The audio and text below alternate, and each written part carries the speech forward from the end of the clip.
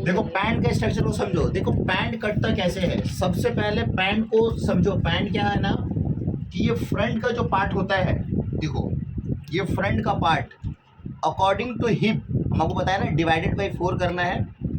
सबसे पहला चीज़ होता है कि पैंट में म्यानी नहीं लगने से पैंट का फिटिंग ज़्यादा बेहतर आता है, ठीक है। लेकिन अगर पैंट में आप म्यानी लगा रहे हो तो आपको कंफर्टेबल होता है। कंफर्टेबल ये भी है, लेकिन वो मोर देन कंफर्टेबल इससे होगा, ठीक है। अब क्या हो रहा है कि देखिए ये पैंट का जो है ना क्रॉच, आप हमेशा याद रखिएगा कि फ्रंट का जो पार्ट होता है छोटा होता है और बैक वाला पार्ट जो है ना बड़ा होता है। आप देखिए फ्रंट साइड में भी कैसा कटा हुआ है, ये हम आपको बराबर ही करके दिए है, ठीक है। नीचे से छोटा बड़ा नहीं है कि इसको हम झुला दिया है, ऐसा कुछ नहीं किया है। इसको क्या होता है, देखिए सामने का ना थोड़ा सा ना 2 इंची 2.5 इंची इसको झाड़ा जाता है। जैसे शोल्डर को डाउन किया जाता है तो फ्रंट वाला पैंट को भी आपको जो है ना इसको डाउन करना पड़ेगा और बैक वाला पार्ट को थोड़ा सा उठाना पड़ेगा। क्योंकि हम लोग जब पैंट पहनते हैं ना तो पैंट में पीछे का पल्ला तो बड़ा होता है, लेकिन सामने वाला जो है ना कुछ ऐसा हो जाता है पार्ट में, तब जाके आपका पैंट का प्रॉपर फिटिंग होता है। अब क्या होता है, हम लोग जो पैंट अभी सीखे थे, क्या सीखे थे, बराबर कर देना है, अटक जाना, कहीं भी तो अटक जाएगा, वो तो बात सही है। लेकिन प्रॉपर शेप के लिए ना आपको इस पे फॉलो करना जरूरी होगा। अब दूसरा चीज़ है कि देखो पैंट जो पॉकेट हम आपको बताए थे, पैंट का पॉकेट क्या बताया था आपको, स्ट्रेट लगाने के लिए बताए थे। ये देखिए क्रॉस वाला पैंट है, आप क्रॉस वाला भी पॉकेट लगा सकते हैं, ठीक है। ये जो है से एक ब्लेजर का, मेरा कोट पैंट का जो ऐसे पैंट है, आप उससे थोड़ा सा फिनिशिंग देखो। अब दूसरा चीज़ है कि किसी भी चीज़ का अगर आपको फिनिशिंग बहुत अच्छा करना है तो कोशिश करना है कि सिलाई कम दिखे, जितना मिनिमाइज हो सकता है उतना दिखे। जैसे इसका देखो पैर का मोहरी में सिलाई किया हुआ नहीं है, क्या है, हेम किया हुआ है। यहाँ आपको पूरा बेल्ट में देखो सिलाई किया हुआ नहीं है, दिखी ही नहीं सिलाई, ठीक है। यहाँ पे देना मजबूरी बनता है, ये जो चाप देता है, लेकिन आप इसको भी जो है छुपा सकते हो, इसको भी छुपा सकते हो। आप देखिए यहाँ पे जो है लुक थोड़ा सा पाइपिंग में दिखने में अच्छा लगता है, समझे। इसके ऊपर में भी लोग सिलाई मार के डालते हैं, लेकिन ये सिलाई मार के नहीं डाला है। यानी कि आप जानते हो ना क्वालिटी में आपका जो है पैसा प्राइस बढ़ जाता है। अगर आप एक चीज़ पैंट बनाओगे लोकल जगह से, एक जगह बनाओगे अच्छा जगह से, वो लोग प्रॉपर जो है ना छोटा छोटा डिटेलिंग्स को दिखाता है और उसको बताता है, तभी जाके आपका पैंट का प्रॉपर। अब देखिए पैंट में एक चीज़ दिया जाता है, इसको बोलते हैं हम लोग ग्रिप, इसको बोलते हैं हम लोग ग्रिप। ये क्या होता है ना कि पैंट का कपड़ा देखो बहुत महंगा होता है, खास करके अगर रेमंड का कोई अच्छा जींस वाला का जब जाओगे ना कपड़ा खरीदने के लिए, तो पैंट का कपड़ा होता है बहुत महंगा। 10 सेंटीमीटर भी अगर भागा तो आपका बहुत अच्छा कॉस्टिंग भाग जाता है। जैसे बोल मान लीजिए ये वाला कपड़ा हम लिए कितना, 4,500 रुपये मीटर, तो 1 मीटर है कितना हो गया कपड़ा, 4,500 रुपया। तो पैंट 1/10 में बन जाता है, 1 मीटर 1/10 में बन जाता है। अब आप सपोज मान लो ये कपड़ा हमको अगर यहाँ पे अंदर में भी देना हो तो 10 सेंटीमीटर और गया तो कितना, 400 450 रुपये का गया कॉस्टिंग, समझ रहे हो ना। 10 सेंटीमीटर भी गया तो कितना गया, 400 का कॉस्टिंग चला गया। तो आपको क्या करना है ना, तो ऐसा सिचुएशन में पैंट का कपड़ा में पॉकेट का कपड़ा और इसका कपड़ा हम लोग खास करके बाहर से देते हैं, ठीक है। ये पॉकेट जो देख रहे हो, ये पॉकेट का कपड़ा, इसको बोलते हैं पॉकेटिंग। मार्केट में जाओगे बोलोगे पॉकेटिंग देने के लिए, तो ये ब्लैक में वाइट में खास करके ज़्यादातर आता है, आपको वो मिल जाएगा।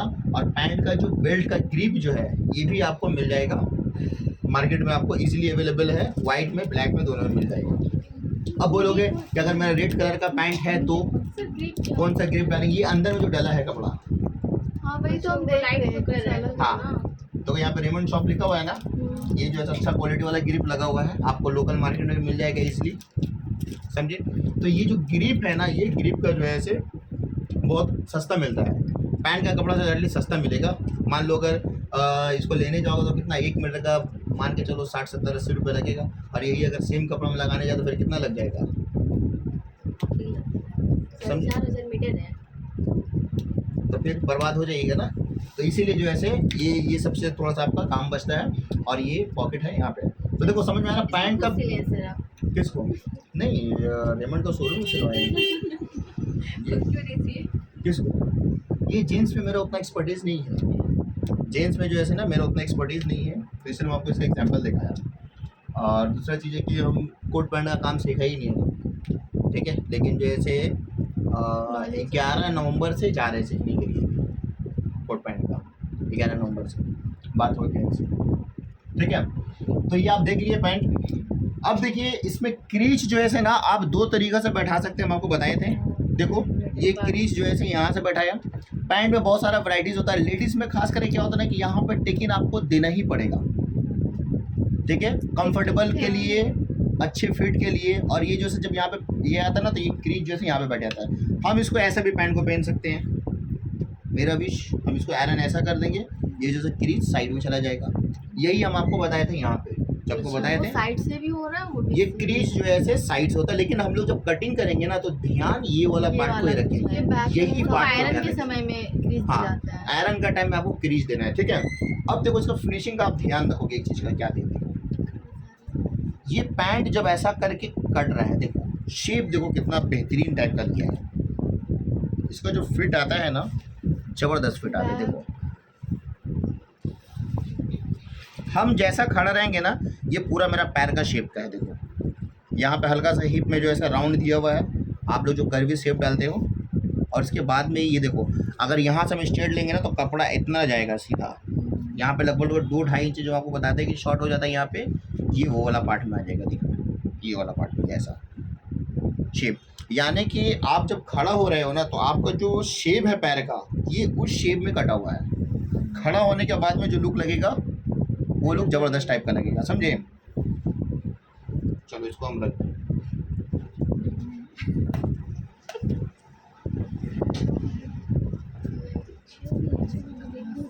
अब आ जाओ। देखो वो साइड वाला जो शेप देने के लिए आपको क्या क्या करना पड़ेगा। ठीक है,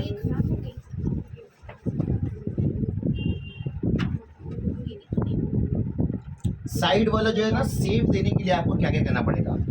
सबसे पहला चीज आपको डिसाइड हिप से होगा कि आपका मिडिल पॉइंट कौन सा है। जो आपका बीच वाला जो क्रीच हम आपको दिखाया ना उसको अगर डिसाइड कर लिए तो आपका पैंट बहुत अच्छा कट जाएगा।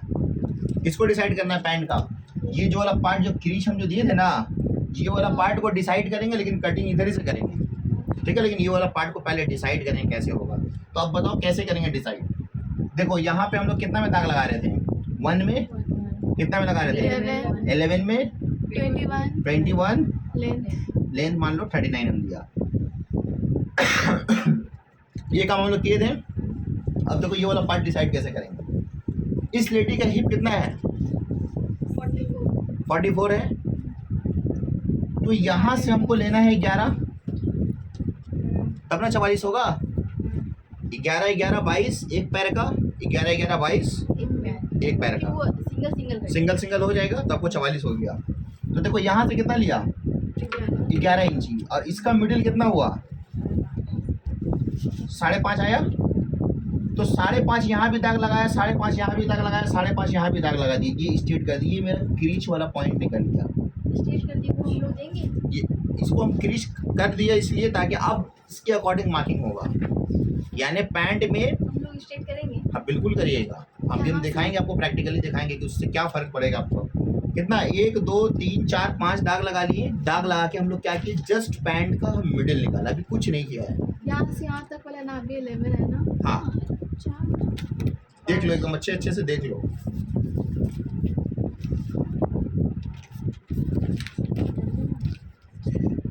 नी का अगर नाप ले लिए ठीक है तो फिर उसमें कुछ इंच बढ़ाना पड़ेगा 1-2। देखो अभी नी का माप लिए ना, सबको हम लोग डिसाइड कर लिया कौन कौन सा नाप हमको चाहिए। ये अभी कुछ नहीं किया, ये मतलब एवरेज 21 इंची हाइट लिया, हाइट यानी कि अभी इसका चौड़ाई नहीं लिया। किसी का मोटा होगा किसी का पतला होगा वो नहीं लिया, वो अब लेंगे, स्टार्ट करेंगे।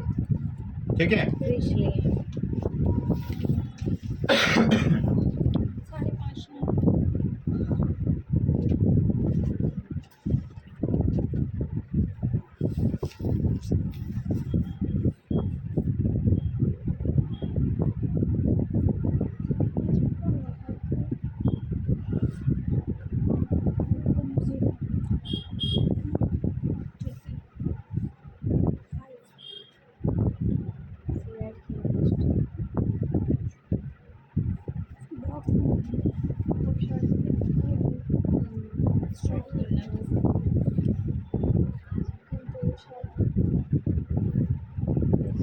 वेस्ट एक ऐड किया है